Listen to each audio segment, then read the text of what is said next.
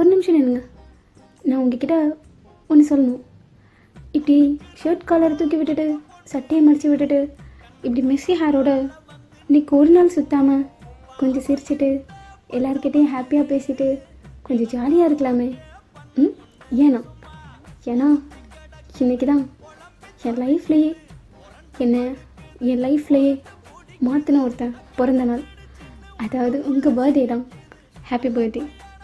நீங்கள் எப்போதும் ஹாப்பியாக இருக்கணும், என் கூடவே இருக்கணும், என் குழந்தைக்கு அப்பாவாக இருக்கணும்.